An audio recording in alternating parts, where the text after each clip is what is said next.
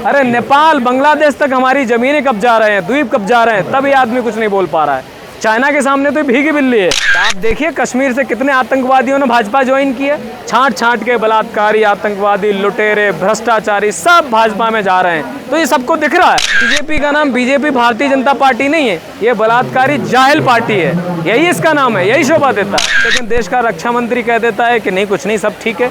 देश के रक्षा मंत्री का आपने बयान आपने सुना होगा कि सिंदूर जब हमारा ऑपरेशन हुआ तो देश का एक भी जो है जवान शहीद नहीं हुआ। लेकिन जब अब डेटा दिया तो मुझे बड़ा अफसोस होता है कि डिफेंस मिनिस्टर झूठ बोला, उसने हमारे 6 शहीदों का अपमान किया, उनके शहीद हो गए इस ऑपरेशन में। और डिफेंस मिनिस्टर बड़ी बेशर्मी से मुंह फड़फड़ाते हुए हंसते हुए कहता है कि नहीं हमारा कोई जवान शहीद नहीं हुआ। कि शहादत पर जो है ये किस तरीके का भद्दा मजाक था।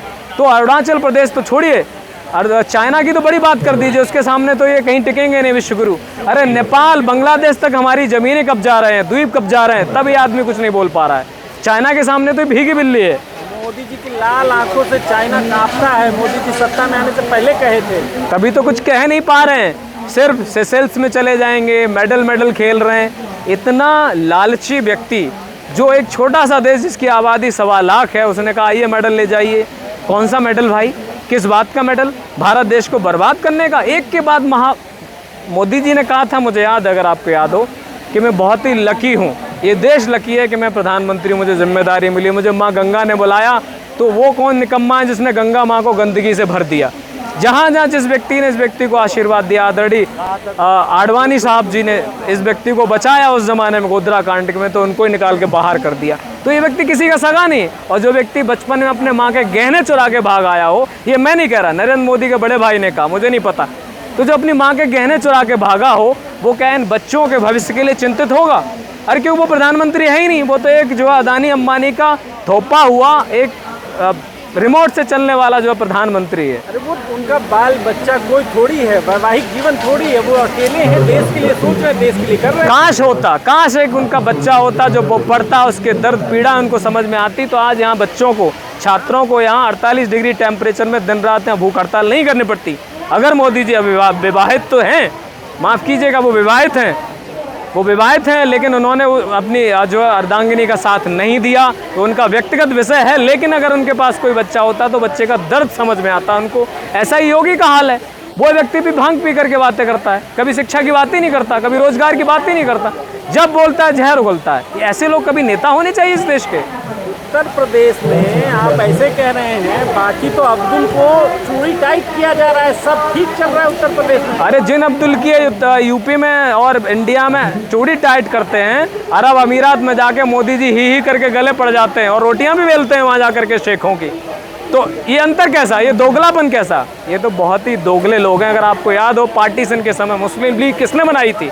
ये आरएसएस वालों ने। तो देश का विभाजन ही निकम्मों ने किया। 52 वर्ष तक जो है नागपुर के उस पर कार्यालय पर आरएसएस वाले पे तिरंगा नहीं लहराया गया। तो ये देशभक्ति का सर्टिफिकेट नहीं देंगे इस देश के छात्रों को। जो नितिन नवीन इतनी बड़ी पार्टी का व्यक्ति वहाँ 50 लोगों को लेकर के रोड शो कर रहा था उत्तर प्रदेश में, अब वो बताएगा कि देशभक्त कौन है, देशद्रोही कौन है? हाँ, शिक्षा मंत्री ने भी कहा है कि ये आतंकवादियों की बी टीम है। बिल्कुल, आप देखिए कश्मीर से कितने आतंकवादियों ने भाजपा ज्वाइन किया, छांट छांट के बलात्कारी, आतंकवादी, लुटेरे, भ्रष्टाचारी सब भाजपा में जा रहे हैं। तो ये सबको दिख रहा है, सबको पता है। और ये सर्टिफिकेट हमको नहीं देंगे कि हम देशद्रोही हैं। कौन है? बड़ी पार्टी है, सबका आकर्षण है, सब जा रहे हैं, आपको क्या दिक्कत? तभी तो जिस समय 170 दिन जेल में थे सोनम वांगचुक जी, झूठा NSA लगा करके, नेशनल सिक्योरिटी एक्ट, राष्ट्रद्रोह, उसी समय बलात्कारी बाबा राम रहीम बार बार पेरोल पर बाहर आ रहा था। प्रधानमंत्री उसका हाथ पकड़ के प्रचार करवाता है। तो ये बेशर्मों की बीजेपी का नाम बीजेपी भारतीय जनता पार्टी नहीं है, ये बलात्कारी जाहिल पार्टी है, यही इसका नाम है, यही शोभा देता है। मोदी योगी के खिलाफ इतना जो क्रांति कर रहे हैं, डर नहीं लगता है? किस बात का डर? इन देशद्रोहियों से कौन डरता है? हम तो भगत सिंह के अनुयायी हैं, हम तो चंद्रशेखर आज़ाद के अनुयायी हैं, हम कोई सावरकर के अनुयायी नहीं है जिसके नाम के सामने भीड़ लगाए फिरते हैं। अरे भीड़ लगाने से कोई भीड़ थोड़ा ना हो जाता है। सबको पता है सावरकर ने माफ़ी मांगी थी, माफ़ीनामा भरा था। FIR हो जाएगा, जेल जाना पड़ेगा। ऐसी FIRों से हम नहीं डरते। योगी मोदी की पुलिस से नहीं डरने वाले हैं, और पुलिस वाले तो हमारे साथी हैं, ये कुछ नहीं करेंगे। योगी मोदी को कुछ आना है, FIR कीजिए, फांसी पर लगाइए, लेकिन धर्मेंद्र प्रधान को हटाइए। उसको जब तक हटवाएंगे नहीं यहाँ से एक युवा हिलेगा नहीं, और ये कारवां और बढ़ता जाएगा आगे। लगता है कि धर्मेंद्र प्रधान इस्तीफा देंगे, क्योंकि ऐसी कोई सुगबुगाहट कहीं से नहीं दिख रही। इस्तीफा देंगे नहीं, इस्तीफा हम ले लेंगे। इस्तीफा इस देश के प्रधानमंत्री का भी हो जाएगा, इस्तीफा इस गड्ढाकरी का भी हो जाएगा, नितिन गड्ढाकरी, जिन्होंने रोडों का आप देखिए क्या हाल किया है। देहरादून एक्सप्रेस में 12,000 करोड़ का 12 दिन में जो गड्ढा हो जाता है। ये आदमी करने क्या तुला हुआ है? इनका एक एक मंत्री महाभ्रष्ट है। तो एक एक इन भ्रष्टाचारी भाजपाइयों का इस्तीफा लेकर मानेगा इस देश का यो आप जाग रहा है, जंतर मंतर पर जुड़ रहा है। के बारे में कह रहे हैं वो देश की चिंता कर रहे हैं, पेट्रोल में इथेनॉल, तभी तो अपने बेटे की फैक्ट्री चला रहे हैं, एथेनॉल बना के पर्यावरण को दूषित कर रहे हैं। जहां पर आप सोचिए पेट्रोल डीजल ही ला नहीं पा रहे विदेशों से, क्योंकि ट्रंप ने वहां गला दबा रखा है।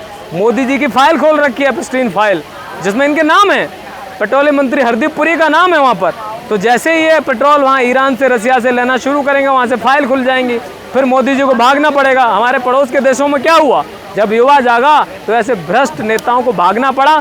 और माफ़ कीजिएगा, शेख हसीना इनकी मौसी लगती है नरेंद्र मोदी की भाजपाइयों को। शेख हसीना को बिरयानी खिला रहे हो तुम देश में बिठा करके हमारे में। बेशर्मो, हमारे देश के लोगों के टैक्स के पैसे से विदेशी महिला को यहाँ क्या करा रहे हो तुम? किसके पैसों पे ऐश करा रहे हो?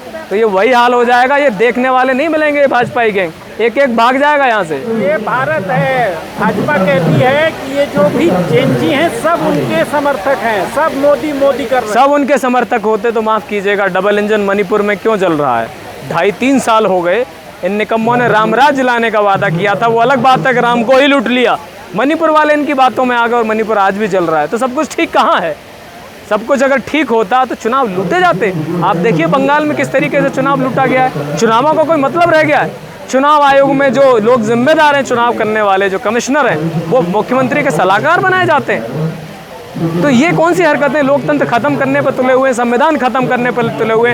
हर वो आवाज़ जो अपने हक की आवाज़ उठाती है, उनको उसमें आतंकवादी दिखाई देता है। तुम ही बड़े देशभक्त हो, तुमसे बड़ा तो देशद्रोही कोई नहीं, जो देश को लूट रहे हो, बच्चों को मार रहे हो, किसानों को मार रहे हो, युवाओं को मार रहे हो, और हमारी बहन बेटियों की दुर्गति करे हुए हो। तो इनसे बड़ा तो देशद्रोही कोई नहीं है।